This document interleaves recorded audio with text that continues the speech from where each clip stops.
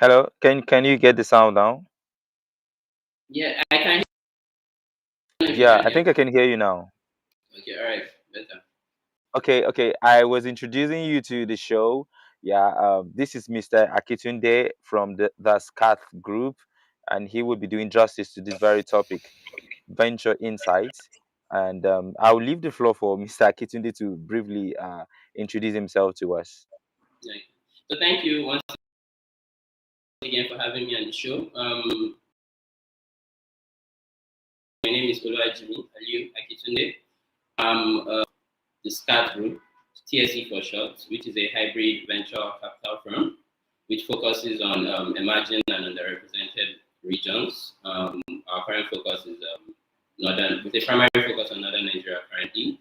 I'm a 4X founder, also a graduate of chemical engineering from Ahmed Bello University and with my MSc from HSC Paris. So yes, I think that kind of summarizes the introduction from my end.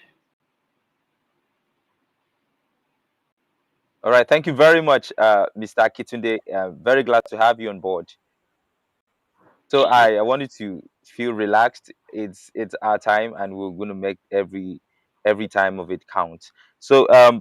looking at this discussion, I'm saying we demystify everything around the discussions of venture capital. So we are going to be looking at defining VC, looking at the types of VC, identifying the investor for a startup, preparing for the pitch, and the actual negotiation of the deal. So I think these are some of the things that founders and innovators find very daunting and challenging to actually overcome.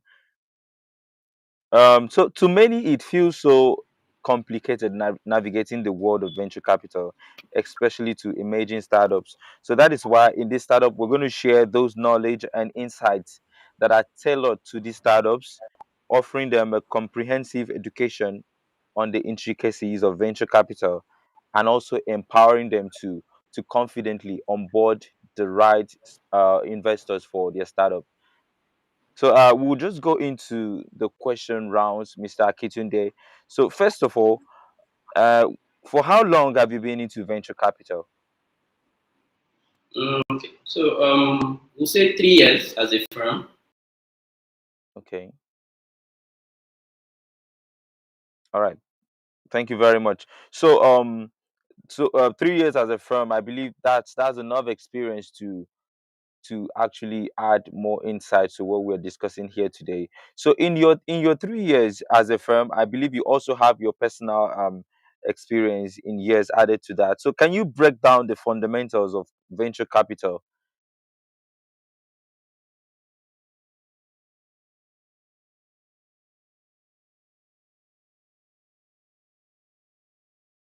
Hello, are you there?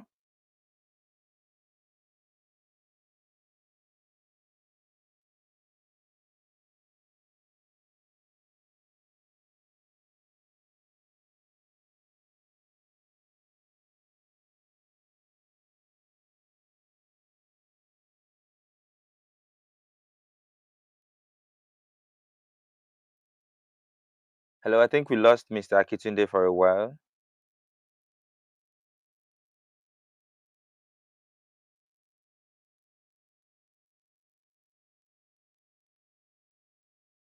Okay, before we have him back, so work about venture capital. It's all about finding the right investor for your startup, for your business. As an entrepreneur, I believe you are supposed to know the right investor to onboard to your organization because, okay, I think Mr. Akitunde is back. Hello, Mr. Akitunde, are you there? Yes, I'm here. I Okay, can hear you so loud and clear. can you hear me? Yes, I can. Good. Okay, right before we, so I was putting out a question. Looking at the years that you have in venture capital, can you break down in simple terms the fundamentals of venture capital? Yeah. So in simple terms, I would say venture capitals or venture capital firms are early believers in innovation. And this goes back time immemorial, even from early days of, say, 17th centuries and all. The people that funded the voyages around the world, got the mapping of the world, and were like pioneers in early innovations, were regarded now as venture capitals because they looked at stuffs that people won't generally look at and invested in it. And some of them went on to be really good and kind of even change the world. So yeah, the fundamental of venture capital or being a venture capitalist or being a venture capital or having a venture capital firm is just identifying the next level of innovation and believing in it early on.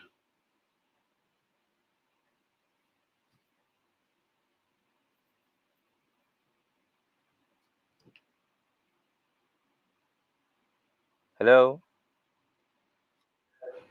Can you hear me? Yeah, I can hear you now. I can. I think I Yeah. lost you for a bit. Okay. So I said the Can you fundamentals can of you venture recap capital. briefly what you just said, please? Oh yeah. So I said being a venture capitalist or the fundamental of being a or event or running a venture capital firm is just being an early believer Okay, in so innovation. what I meant, I know before the show I had some founders and some entrepreneurs who really wanted to know the basics about the capital. So I want you to VC and those simple they really need to know fingertips to navigate the world of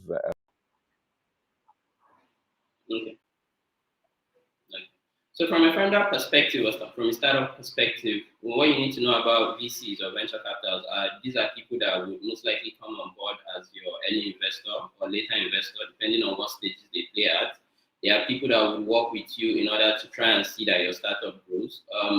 It's not everybody that is a startup or runs a startup or is a founder that will automatically connect with a VC, because different venture capital firms or VCs are looking out for different things. But these are like the people that you need when you want to build a startup or when you want to scale your startup.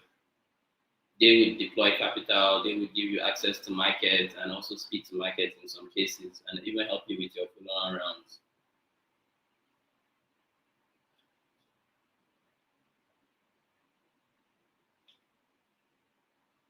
all right, thank you very much. I think you've given us an insight of what venture capitals are. So so now let's possible. So that's what are those terms in you can throw more light on to simplify them so that these people get to understand. I know there are terms like pitching, the types of investors that we have, angel investor, or all this sort of terminologies in VC that we have. Can you like quickly point out some of them and then tell us what they really mean? Okay, so to add on the two that you've already mentioned, pitching just means you presenting your idea to the world, be it the VC, be it the public, or whoever you're trying to communicate your idea. A lot of people think pitching is a whole different word at times, but it's just similar to even the project you did in your final year and you put it together and you presented it on a slideshow. So pitching is literally that. Other words are HNWI, high net worth individuals. Angel investors are people that come in and give you those early checks, not necessarily be VC. In my earlier introduction, I mentioned I started from being an angel investor before I opened up our firm. So yeah, an angel investor is so like the word maybe angel coming to save you. What other words? We have words like DD, due diligence. Due diligence is a process No, that there is also VCs take very equity. serious because that's how we identify. Equity is the pillar of being a VC. Not yeah, being a VC, equity is one of the strong pillars. Let me use strong pillars because for most deals that we take, and this is one of the differentiating factors, certain VCs would operate as equity PE firms, which is private equity firms. Some would take debt financing, but most VCs come from a PE standpoint, which means we are taking equity in your business. We're not giving you the money as a loan for firms that operate as Okay. PE. So what that automatically means is if the deal is negotiated and we have 10%, in anything you do, we own 10%, lose success and so on and so forth, unless you're bringing in complex terms like dilution and the likes of it. I see there's a question on the chat box. I don't know if I should ask it. Vesting is literally the period in which Okay, we'll shares. go to the question. Just continue. Okay, all Just right. go on. Then, okay, like vesting, I see that popped up. So vesting is a period in which it takes for your shares before they mature, or you can start to um, liquidate them. So yeah, I think those are a few. I think I mentioned like five, three of which you referenced, and Okay. three other. Yeah. Akitunde, on that. Those will be able to grasp. If you're watching this grounds on Tech Build Africa, and if you have any question, please don't hesitate to put it in the comment section there. Whether you're watching from YouTube, you're streaming from LinkedIn. So drop your questions and we'll pick that question in no time. And so,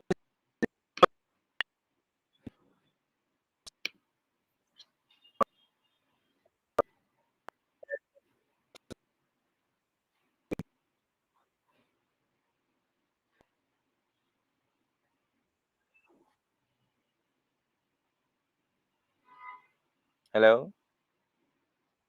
Yeah, I lost you for a minute. Please come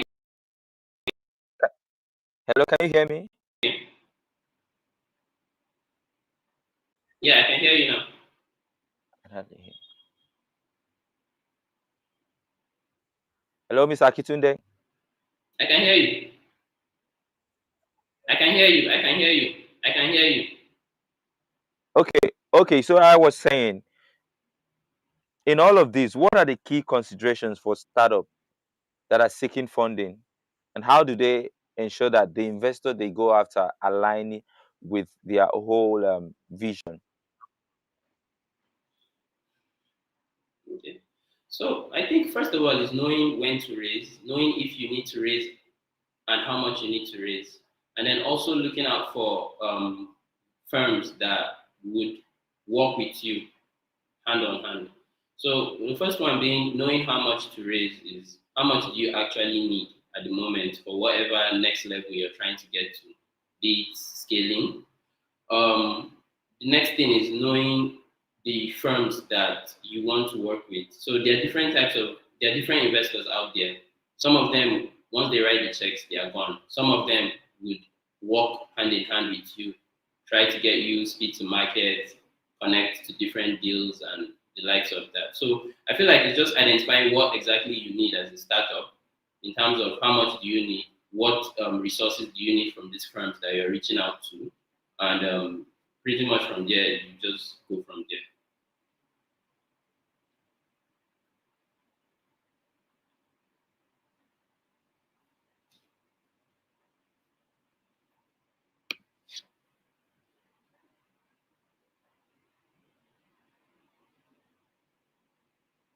All right, thank you very much.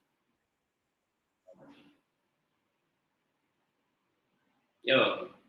Can you hear me now? Hello? Yeah, Yes, I it can seems hear we're you. having a I can serious hear problem with you. the network. I think we're having serious problem with the network today. We'll just try to go on. Into what you've just said. So we're looking at considering the type of investors that a startup can onboard to the innovation.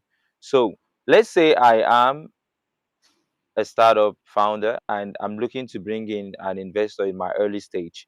What would be your advice to me at that point, and what kind of investor would you advise me to look out for?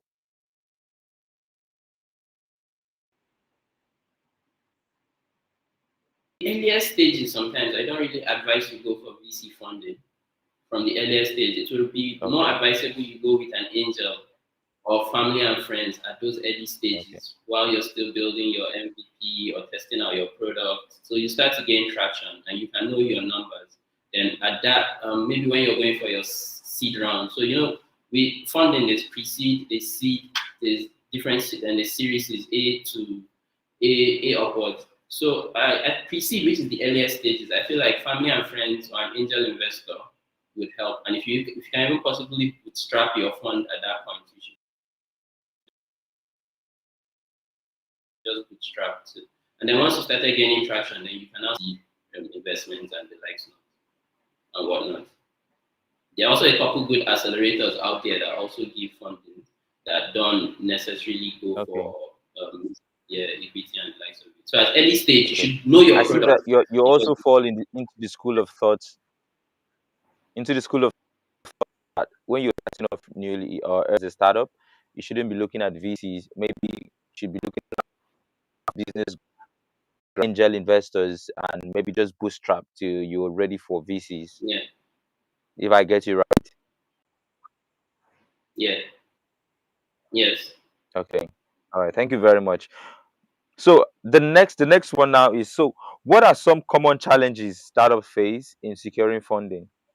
And what strategies can we propose to help them scale through these challenges? I think one of the biggest things that we've seen is your pitch, first of all. A couple of startups don't even know what their product. Can you hear me?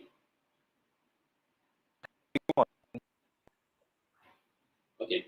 A couple of startups. Okay, I feel like the first thing is their pitch. Their pitch decks or their pitches are always off. Some of the startups don't even know what their products are really about. They are all over the place. Sometimes they're just trying to copy and paste another innovation in the market just so they can raise funds early.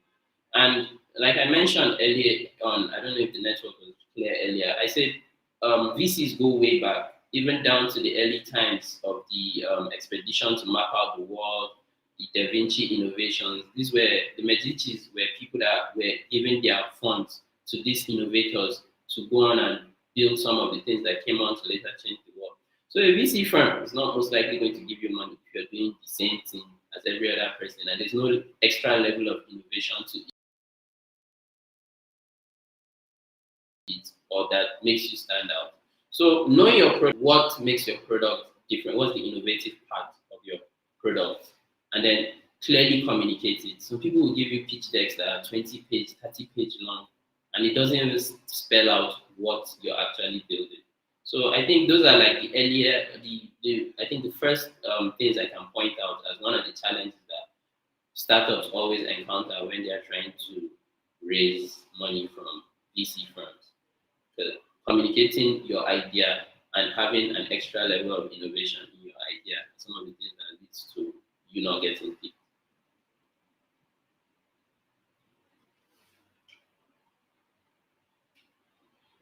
All right. Thank you very much, Mr. Akat. So let's quick. I know I promised some persons that I would to the questions that we have.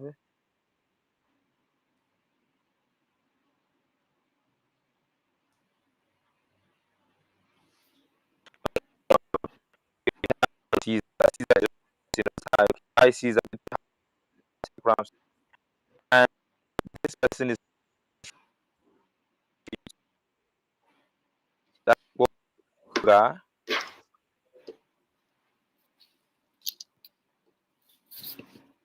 I'm trying to get that question. Say what is vesting? So he said, please, what is vesting?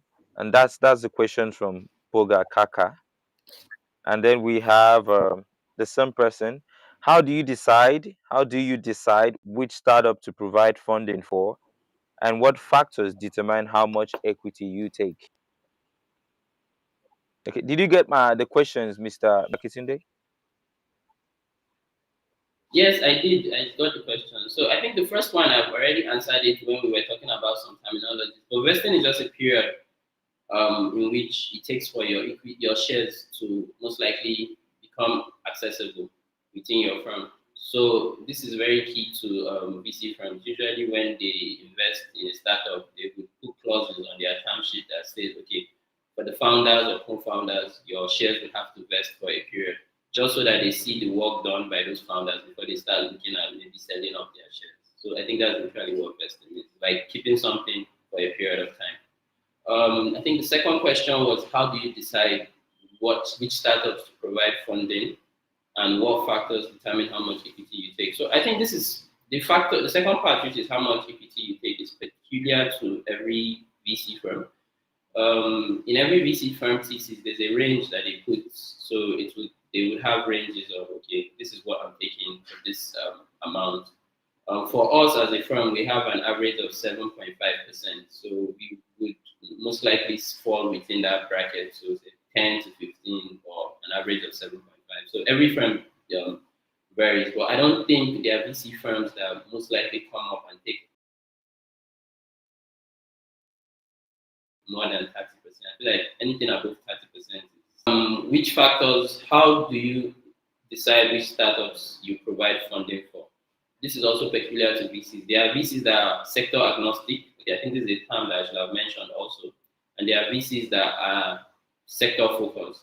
If you're sector agnostic means you can back from different verticals, which means different sectors.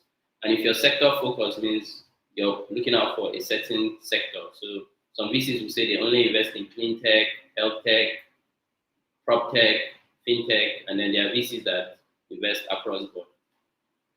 So I think if the question is directed at us in particular, we are sector agnostic as a firm. We invest across the board. And how much equity is an average for us? Somewhere between 10 and 15.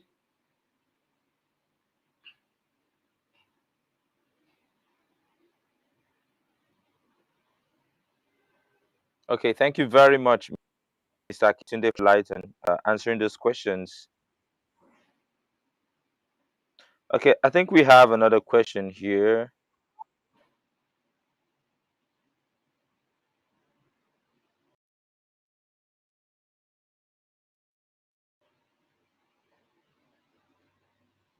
I'll just bring that up. And it's from Ahmed at Debisi. So he says, you mentioned your area of focus as Northern Nigeria when you began. So what propelled you to this region? So Ahmed is asking what propelled you to the Northern region. So this is a very interesting question. So when I was doing my intros, I mentioned I'm a 4X founder. So I've built products. I used to be a start. I built startup products. I built out of this region, so I kind of know the unique challenges that comes with this region. There's not a lot of VC activities, if there's any. I think when we started, we were like one of the pioneers, one of the first firms to say, okay, our current focus is on northern Nigeria. And I think over the last 18 months, I've begun to see activities happen a lot within this region. I've seen about two funds have been announced. I think just last week, the past governor of Kaduna State announced a $100 million fund, which he said is committing $2 million of his own fund to and starting a VC firm. So I think there's been a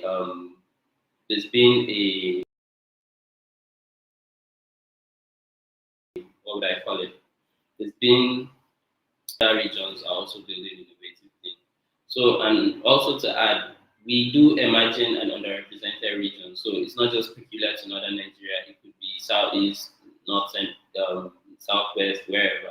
We just feel like it's not getting that necessary attention. Well, currently we are focused on northern Nigeria, and I think one of the things we started out to do, we began to see activities, and we hope that from these activities, a couple unicorns. So I missed out on unicorns when you mentioned terms.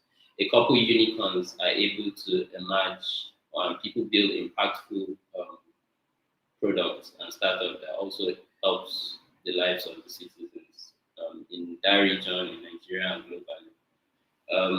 I don't know whether to define what unicorn means. Okay, so unicorns are companies that want to do really high valuation in the startup ecosystem or in startup world. So yeah.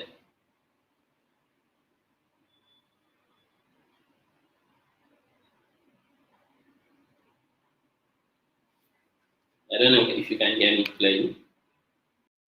Hello? Network.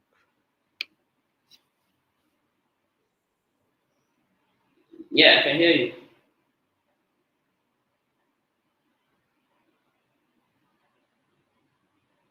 Hello, can you hear me?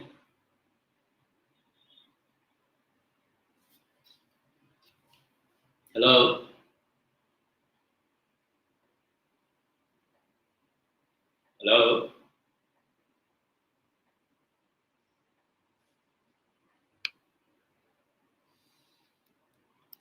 Seems I'm not connected. Hello. Yeah, I can hear you. I can hear you. Okay. All right. So I think we're done answering this some few questions that we had there.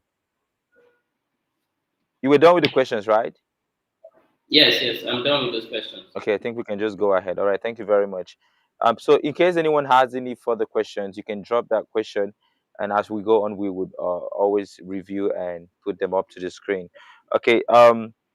Moving ahead, Mr. Akitunde,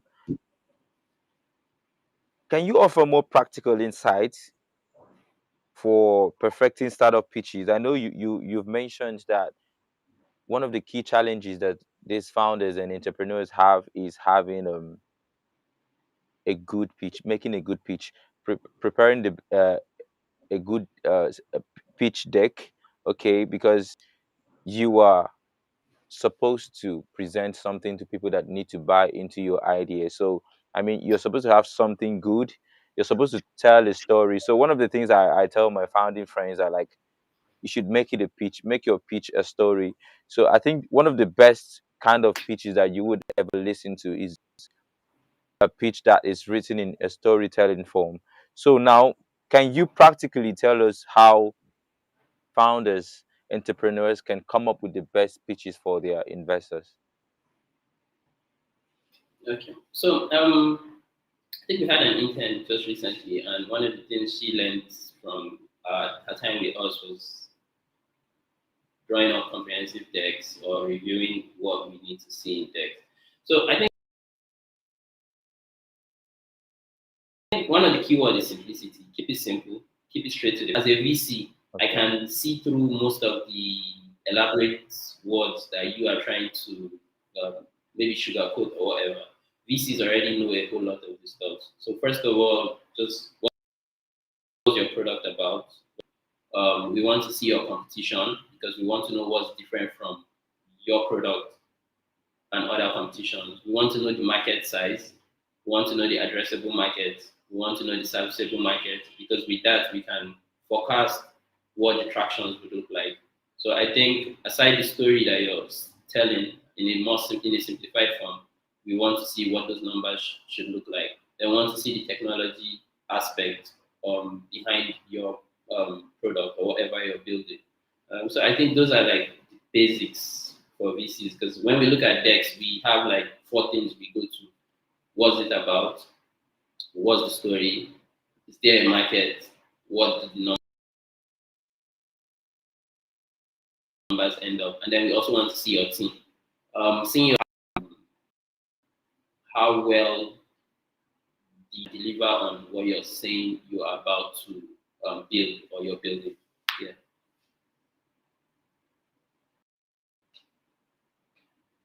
All right, thank you very much. If I could add to that, from experiences, and I mean the pitchathons I've been able to feature in and also lend my insight on, I think that investors are really really much keen on the team you have too. Okay, when you're building an innovation, they want to know who are those in your team. They want to ensure that you are not doing this thing alone. Just recently, we've seen the shutdown of Pivo, the fintech platform, despite the fact that they just raised funds. And I think we need to also learn from the failure stories of some startups who have not been able to see the light of day. Because if you're learning from why people failed, it would tread in that direction. So why am I saying this? So the reason that what I've seen in the media actually it's that they had a co-founder like disputes, maybe disagreement in where the organization was headed or some protocols or ideas or anything. So that is why investors are very keen on who you have on your team, their experience in that aspect, and then how long you guys. Another thing I think is is the projections, the financial projections. So for some investors, they want to come in when you've made some significant figures. So projecting, you should be able to defend them. Okay, okay, over time we've made so and so money, and I think those are really key things to consider. And then how you present your startup, your pitch. So for me, I don't think the founder necessarily needs to make the pitch. I don't know if I'm wrong about this. I don't know if you have any objection about it, but I think someone that can play that So, pitch in a compelling manner, because you have judges, you have people that are going to listen to you. So if you are, I mean, there could be founders that are not good with making speeches. If you don't want to yeah. go how to make speeches, how to make presentations, I think then you can get someone from your team that has the command of language that can make that compelling and pitch to your investor. I don't know if you have any objection to what I just said. Oh, no, no, no. So I think for most of the points you mentioned, I think those were like the same earlier points I mentioned: team, numbers, and Okay. story. When it comes to who makes the pitch, there's no law that says it has to be the founder. Once the founder Yeah. clearly understands what the mission is about, he can have anybody else from his team make the pitch. The thing is, a lot of people feel like the founders have to like carry everything, but there are times that's why the team is also important. Some founders are just the technical ends of things. The co-founder might be the administrative ends of things. So I think what you said is valid. Anybody can make a All right. speech. Once it's All right. Thank you very much. Thank you very much for endorsing my idea. Okay. The next one, as we progress, is we've looked at the various types of investors, and looking at the trends in technology now and emerging technologies. What areas do you think that investors are really keen on putting their money into at this moment? okay, so I'll say from a general point, and I'll also say from our own perspective. So the thing is this, yeah. For every trend that comes up, investors would most likely rally around it because they don't know how big it would get. An example was when the metaverse space was the current bubble. A lot of investors had focuses or set up funds that were focused on that space. Currently, the AI space is really a trend or a frenzy at the moment, and a lot of people are rallying behind that. So with the AI space, I can see longevity to that. So yes, investors are always looking out for someone building something within that space to at least have on their portfolio a couple, some just few, some as much as possible. So yes, that's like the general trend right now. The AI space is really hot cake. If you bring it down to certain regions, I think it's now defined based on what the investors are looking at for that region. I know within Nigeria, in this year, there's been a whole lot of attention on prop tech when people are from people building prop tech solutions. And then coming down to our own firm, I would just say I look at the next innovations or what to rally around from a whole different perspective. We back some of the most unorthodox things just because we can see the value in it that people can see, and we go from a position of what is the innovation behind it.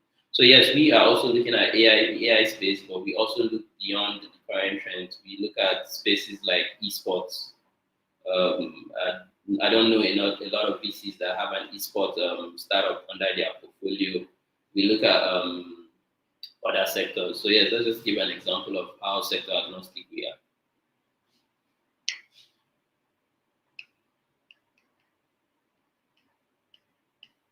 All right, thank you very much. You've pointed out those key areas, and as if you read my mind, right now, many VCs, many investors are really looking on putting their money into AI, because I mean, if you check the headlines in technology now, in every ecosystem, you are most likely going to find AI in the story. So, I know you work with Scath Group. So, can you tell us what's going on in Scath? What are your vision? What are you looking to really put focus on when it comes to investing in startups, different areas of the ecosystem? Okay, so I think some main mission or part of our thesis is first of all we want to bridge the gaps, like we always say, within these regions that we identify as emerging or underrepresented. And we want to do it from 3 points. We want to do it from a knowledge point, an infrastructure point, and also a funding point. That's why with Scath Group we have like three main features, which is we always have like a hub wherever we operate. We always have an academy, a talent academy wherever we operate, and then we always set up an accelerator program that writes current check sizes of an average of say $50,000 for across the average equity take that I mentioned. So why do we do these 3 points? Is because when you look at it from an emerging and underrepresented region, there are a lot of bridges that difference. A couple of startups go on to raise a lot of money and pack up. A lot of people think that because you raise VC funds, you're successful. That's not the story. I feel like when you raise funds, if you don't have a clear projection, you're most likely going to crash and burn that whole fund. So we try to do it from this 3 points where we want you to understand why do you need to raise? Do you need to raise? Who are the options you have to raise with? Those are the knowledge gap. We do it from a talent point because we want to be able to match you with people that we know that are vetted talents if you're building products under our portfolio. Because like you mentioned, the team is always very important. We want to have you work with teams that can actually deliver on your mission without you having to burn through a whole lot of your cash by outsourcing. And then the last one, we set up an accelerator so that these innovations or people that are building know that there's a pipeline for them to actually put out their pitches and somebody would actually look at it and take interest in it and either invest in it or link them to a suitable investment vehicle. So, and then lastly, build around the community. So, yeah, I think those are what we are focused on at Scath because I look at it from a founder perspective. These were all the issues I faced when I was building. Okay. For the earliest like this product, I didn't even know what a VC was. So you can understand somebody building products and not knowing what a VC was. You already have Yeah. a knowledge challenge. Then I built the team structure, or we built the team structure at the talent structure because I was always very lucky to work with people that understood the vision and could deliver the vision. So I know how important it is to have like a proper team and also have a proper team structure. And then lastly, funding. Funding was a very big challenge for me building. And like I said, I didn't know what VC was. I remember having an offer early on where somebody wanted to write me a check, but they wanted like half of the product, half of the equity in the product I was building. I kind of turned it down then, but looking at it now, I'm like, well, I negotiated the deal. This could have been it's valid. He Yeah. wanted a huge success because he was an angel. Well, there was all of that problem, so we just try to address it now with our firm. Awesome. So yeah, that's Awesome. basically what we're up to. And like I mentioned, we look at different verticals, so across different sectors. Awesome. I can see you. So this is about experience. Okay. Narrating what you've gone through with startup building and everything. And I believe with the wealth of experience, you are in the right position to put these founders, emerging founders, in the right direction. So how can people reach out to you for direction and maybe for consultancy or something? Okay, so generally we have a very strong online presence, be it social media, via our community, or on our websites. I don't know if I should read that out now, or okay, I'll just say the website. So the You website is can www. call that. Okay, so that would be for our website, which is a one-stop spot to every other thing, be it access to our community, access to talent, funding, a space to work or whatever. It's www.thescathgroup.com. So the Scath is spelled Thescath, then group, GROUP. Um, a little backstory to, I believe the website has been captured, but a little backstory to the name is Scath means umbrella in Irish. Because, like I mentioned, we have a couple of other these things that we try to bridge. So we figured we go with the name umbrella. So it houses all of this Okay. and more. Awesome. That's good. That's good. That's good. So I think before I go to the last question or so, we have a question in the comment section from Poga again. So can you give us few tips and tricks that would help founders in building startups, and also how much tech plays a part in this? I think you've already incited on some of these things, but do you want to add anything to Yeah. that? Yeah, so the thing I would add is I think I always have this example whenever I have to do talks or anything. I say Uber is Kabu Kabu that added innovation. So if you look at it from that, if you if you if you look at it from that perspective, then you understand that whatever your idea is, if you are able to add technology, then it now becomes innovative. Mm. I say, I usually crack a joke sometimes with the team and say, I'm looking for the shoemaker that would be able to deploy, technology to the solution, and that automatically means I can stay anywhere I want and get my shoe shine. So like just random stuff like that. So I don't. Somebody might carry that idea now and run That with would it, be but awesome. I at mean, the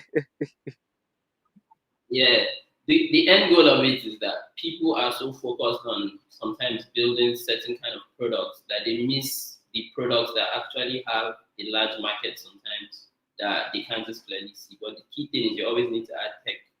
Tech is what would end up bridging it together and making it innovative. So I think those are like the tips and tricks I can always give founders. Look at a problem and solve it leveraging on tech, and don't always look at the same problems people are looking at unless if you really know you have a very a better solution than what is out there. yeah, that's more like going into a saturated market. Other than that, a lot of VCs will pass. Yes. All right. Thank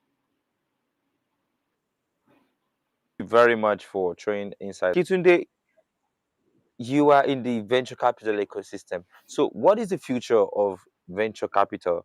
And looking at the fact that we have emerging technologies, trends, and everything, are investors now looking more of into the trends than the cutting edge technologies that are emerging? So yeah, the future. I think that's a two-part question, and the first part is especially within the region or the country or the continent at large. The future of VC is very promising. I look at it like that might be the secret sauce that the continent has missed out on for the longest time.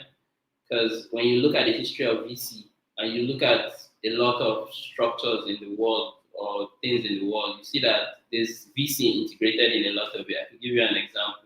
So aside, like I said, the early voyages, if you look at football, the sporting sector, and you look at some terms, you see some terms that you see in the standard VC term sheet, right of first refusal, stuff like that.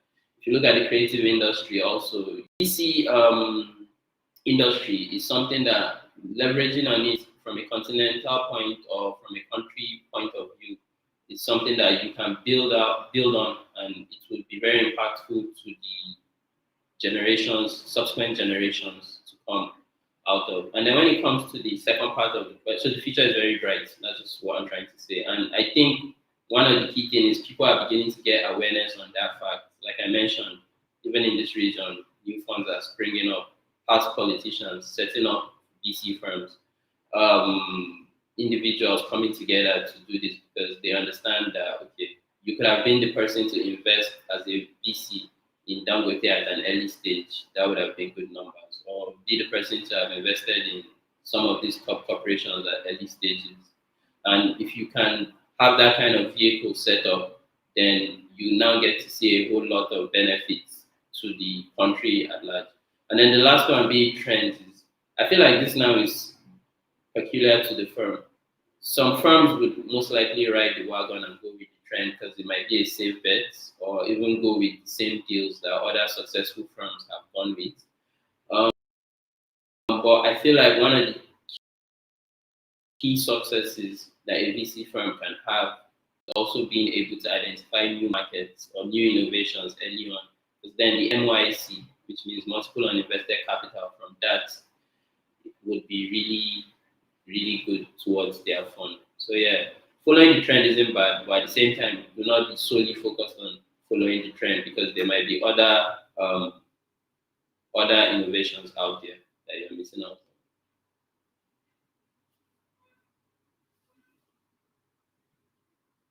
All right, thank you very much for that. And you mentioned something about some past politicians and individuals coming up to set up VC firms. Yeah, I mean that's really the trend right now. The former Kano State, is it Kano State or yeah, I think Kano Kaduna, Kaduna, State. Yeah. So we are seeing a Kaduna. lot of persons come up to the VC ecosystem. All right. So all right, the last one, I think okay, that the last one before we go, the last one now. So what is your projection about the tech ecosystem in the next decade? So in the last decade we've seen advancements, we've seen the bunch of innovators, and we've seen skill sets, different skill sets coming on board. So what is your projection next decade?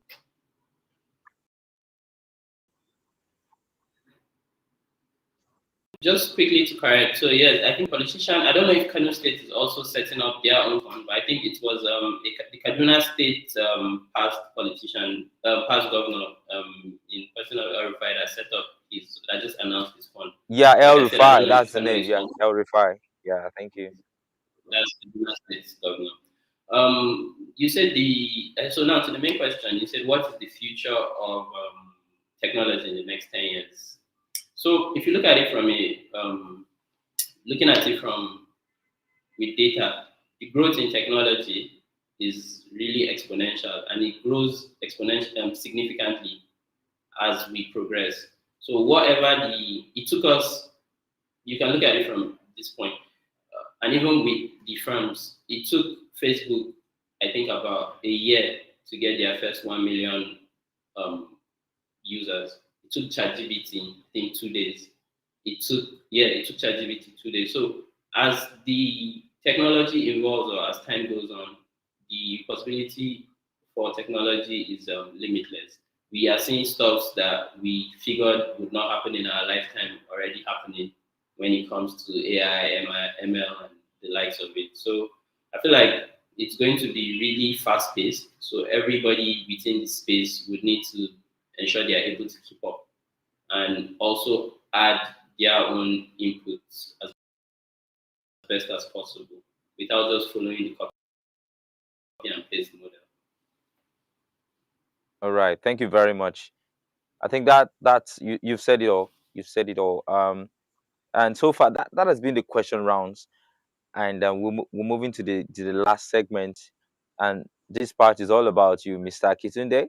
Uh, so we're gonna have some open close questions right now. So I hope you're ready for this segment, though. Yeah, okay. Okay. Okay. The first one is, what do you enjoy doing outside of work? Oh, yes. It's very funny whenever it comes up. I enjoy DJ. You said DJ. Yes, Oh, that's interesting. So you love music. I see.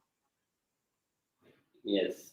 Awesome. I Awesome. feel like, yeah, I feel like there's more to music than just what we listen to. I feel like it's a blend of sounds which you can relate to physics and whatnot.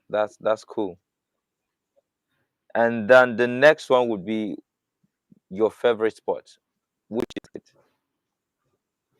That would be table tennis. Okay. Table tennis. Okay. Now reflecting on your career, what was the most challenging tech related obstacle you faced, and how did you overcome it?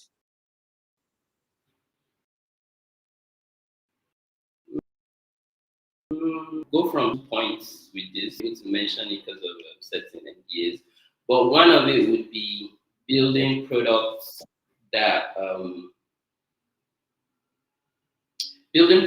that's actually impactful, but most likely because of the current ecosystem of the country not being able to have it adopted just for Okay. certain reasons that we know.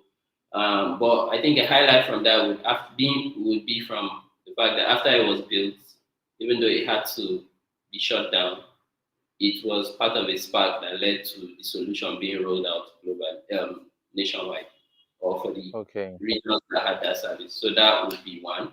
So I think one of the things we look out to do now is to try to make sure that there's a working relationship with firms as well as the government, so that at least startup founders don't have this kind of challenges always. Then the second one would be a team, and this one I'm very keen on team. When I built while I was in the university, we didn't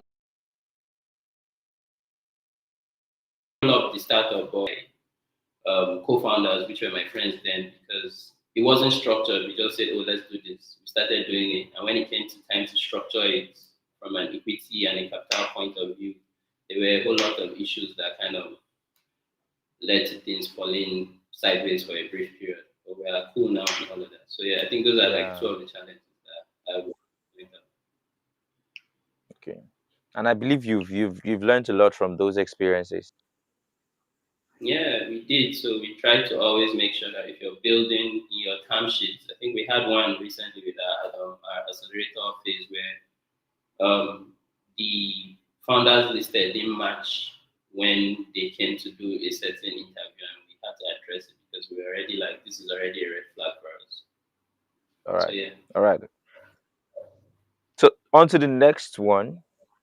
So if you had a crystal ball, which tech trends or innovation do you predict will dominate the industry in the next 5 years?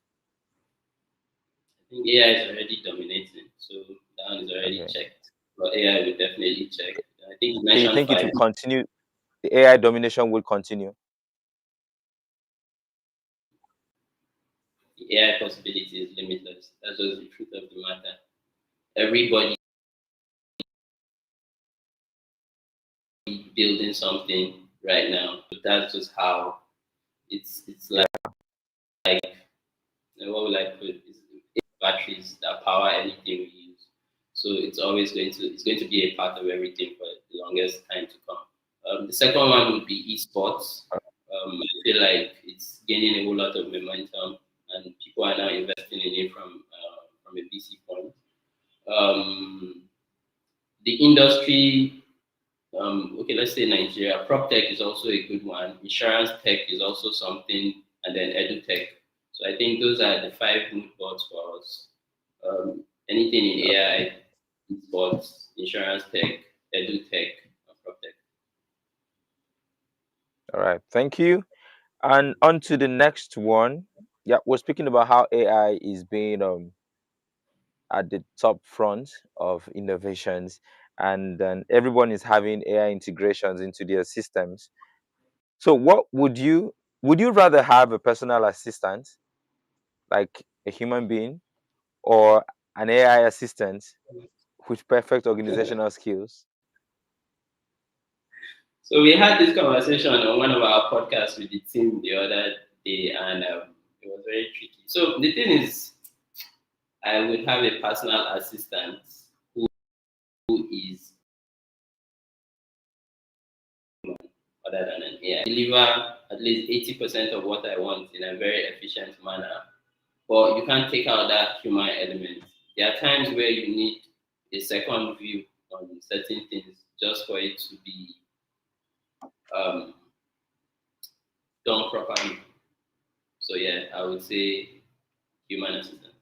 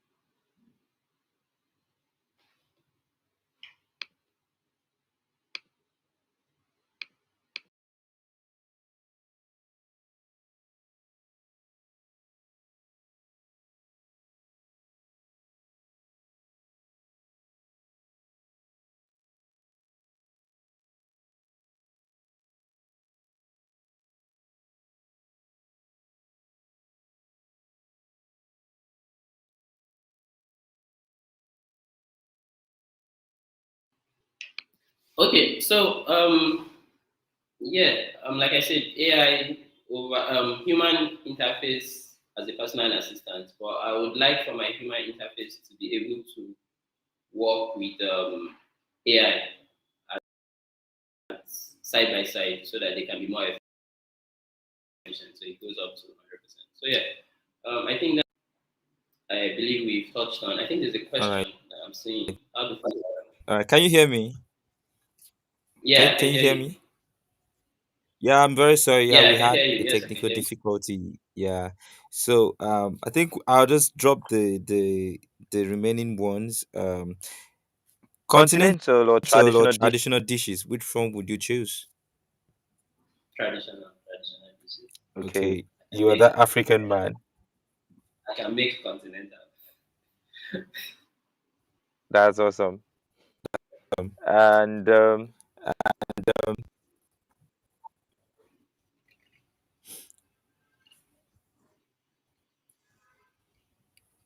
the uh, next one is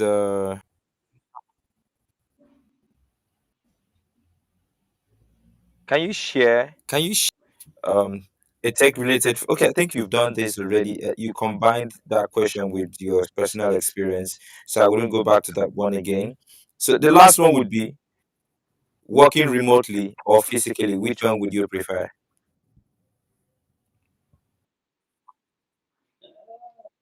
But a hybrid somewhere along the line, but definitely working remotely. Okay. So I think that's one of the things that would be dominating the future of technology. I mean, last, let's say, like 10 years back, we never had the discussion of people working from home, but today we have a lot of persons working from home, myself inclusive, and I believe many persons want a hybrid job. If you're asking someone how do Yeah. you want to work, they'll tell you I need a job that is hybrid. So I mean, it's so that's the last personal question that we have. Thank you very much for featuring on Tech Rounds today. I'll just quickly check on the chat section if we have any comments before we wrap this up. Okay, I think we Kasim Abdul Wahab Abiodun said, "How do founders determine startup equity in relation to funding needed?" So it's always very tricky because when you see founders give you acts and say, "Oh, I want so," and then you ask them what's their valuation. Some of them, their valuation is just based off the idea they have, linking it to the Okay. market size. So I feel like basically you look at your market, you look at your traction, and then you can put an early price to it. But this valuation is subject to either go up or go down. So firms always beat down the equity or beat down the evaluation or take higher percentage of equity because it's until you start to declare traction that you can actually match this your numbers to the equity or to the equity that somebody wants to take. So basically you would be asking for somewhere around 10 to 20% and as I mentioned, angel investor, or you could have it go to the VCs and then they would now negotiate around. I think I mentioned that as one of the things I learned early on where Apple have Yeah. negotiated. Yeah. So it's just make sure you negotiate it and make sure that you're not being taken advantage of also. Yeah. I think for want of time, I,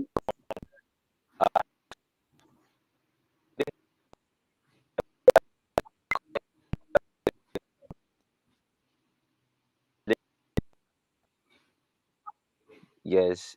Please, how can they connect with you, Mr. Akitunde? I know Oh, people okay. will still be watching this show after now. So let's yeah. Also, yeah, you can follow me on LinkedIn, Oluwajimi Akitunde. I think that's one of the places that you can connect with me directly, or you connect with us by reaching out to our company, and you could schedule a meeting to talk to us in depth regarding any other thing. So yeah. All right. Thank you very much. I mean, we've come to the end of this show. Poga has been one of the biggest fan through the session. He said, "Thank you for this. I really enjoyed it. Thank you, Poga. Yeah, thank you for being here to the end. Yes, and I believe that some other person that would be watching this, watching this section, they will share the insights, and then they will also reach out to Mr. Akitunde for more direction. Yeah, this has been Tech Rounds on Tech Build Africa. And before we go, any last words from you, Mr. Akitunde, before we wrap this up? Oh, okay, so to just be we look forward to always seeing people build innovative solutions and don't be afraid to try out new things and just know that people are out there trying to bridge most of the challenges gap and make sure that everybody is able to bring their ideas to life one way or another.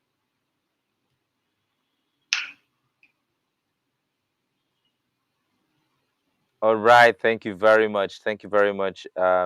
This is where we wrap it up on Tech Rounds today with Mr. Akitunde Oluwajimi from the Scath Companies, yeah, the Scath Group. Looking forward to another session with you. And then for the viewers, please keep it locked down. We will be having tech rounds again when we bring you another innovator or thought leader to come on board to share insight around topic in the ecosystem technology, to be specific. And you can go and follow us on social media platforms. On LinkedIn, we are Tech Build Africa. On Instagram, Twitter, we are Tech Build Africa. And you can check our website, techbuild.africa, for tech content and events opportunities. Very much, we launched our on Telegram. You can search, click our social media handle, post in this video to for the link to Tech Build Africa channel. You can join. We share jobs opportunity in tech and then events, and then you get to network with other tech experts. Thank you very much. It's the end, and for till another time, I would say bye bye and have a good day.